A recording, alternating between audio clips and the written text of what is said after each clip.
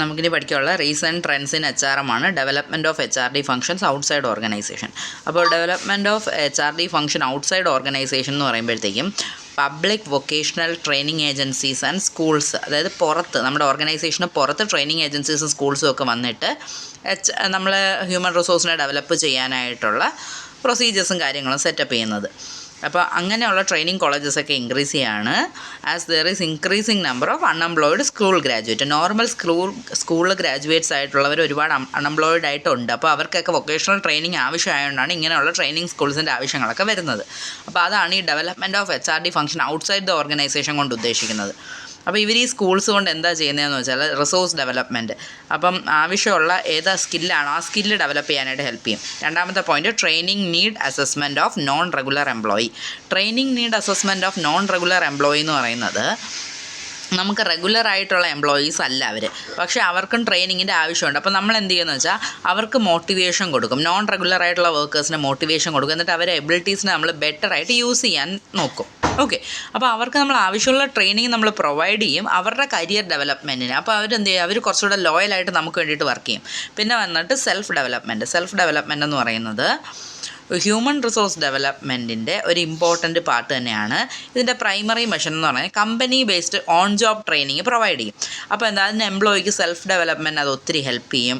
പിന്നെ career development, എംപ്ലോയിക്ക് അവരുടെ career ഡെവലപ്മെൻറ്റിനെ പറ്റിയുള്ള ഡൗട്ട്സ് ഉണ്ടാവും. അപ്പോൾ എംപ്ലോയിയുടെ സെൽഫായിട്ടുള്ള കരിയർ ഡെവലപ്മെൻറ്റ് അത് ഹെൽപ്പ് ചെയ്യും.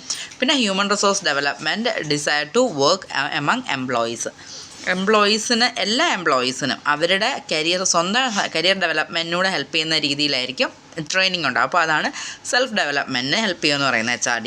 പിന്നെ development and implementation of plans. അപ്പോൾ ഓഫ് ജോബ് ട്രെയിനിങ് ആണ്. നമുക്ക് 1990s ആയപ്പോഴത്തേക്കും ഓഫ് ജോബ് ട്രെയിനിങ് ഒക്കെ ഒരുപാട് കുറഞ്ഞു. Development and implementation of plans എന്ന് പറയുന്നത് കമ്പനീസ് അവരുടേതായിട്ടുള്ള പ്ലാൻസ് ഡെവലപ്പ് ചെയ്യാൻ തുടങ്ങി ഹ്യൂമൻ റിസോഴ്സ് ഡെവലപ്മെൻറ്റിന് വേണ്ടിയിട്ട്. അപ്പോൾ അത് സിസ്റ്റമാറ്റിക്കലി ഇംപ്ലിമെൻറ്റ് ചെയ്യുകയും കൂടെ ചെയ്തപ്പോൾ എന്ത് ചെയ്തു, അവർക്ക് അവരുടേതായ human resource development plans prepare ചെയ്യാൻ കമ്പനീസിനെ പറ്റി. ഇനി എംപ്ലോയി സെൽഫ് എഡ്യൂക്കേഷൻ എന്ന് പറയുന്നത് എംപ്ലോയീസിന് അവർക്ക് കുറച്ച് അവെയർനെസ് വേണം. അതായത് അവർ എന്താണോ ചെയ്യാൻ പോകുന്നത് അവർക്ക് അറിയണം. അപ്പോൾ അവർക്ക് ട്രെയിനിങ് വേണം.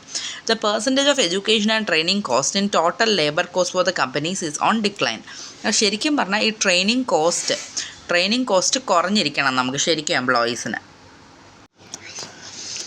ഓക്കെ, അപ്പോൾ നമ്മൾ development and implementation of plans എന്ന് പറയുമ്പോഴത്തേക്കും ഓഫ് ജോബ് ട്രെയിനിങ് നമ്മൾ 1990s ആയപ്പോഴത്തേക്കും കുറഞ്ഞു എന്ന് പറഞ്ഞു.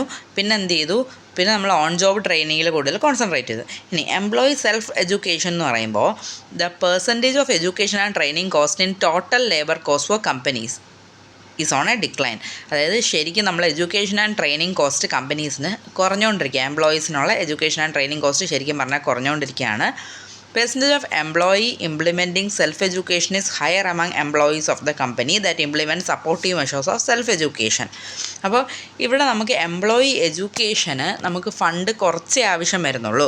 അപ്പോൾ അവരെ സെൽഫ് എഡ്യൂക്കേഷന് പ്രൊമോട്ട് ചെയ്യുകയാണെങ്കിൽ, അതായത് അവരായിട്ട് തന്നെ കാര്യങ്ങൾ മനസ്സിലാക്കാൻ വേണ്ടിയിട്ടുള്ള മോട്ടിവേഷൻ അവർക്ക് കൊടുക്കുകയാണെങ്കിൽ നമുക്ക് നമ്മുടെ കമ്പനിയുടെ ട്രെയിനിങ് കോസ്റ്റ് കുറയ്ക്കാനായിട്ട് പറ്റും. അപ്പോൾ അതാണ് എംപ്ലോയി സെൽഫ് എഡ്യൂക്കേഷൻ. പിന്നെ ഉള്ളത് പെർഫോമൻസ് ബേസ്ഡ് സിസ്റ്റംസ് എന്ന് പറയുന്നത് workplace tend to focus on short term result and neglect employee training.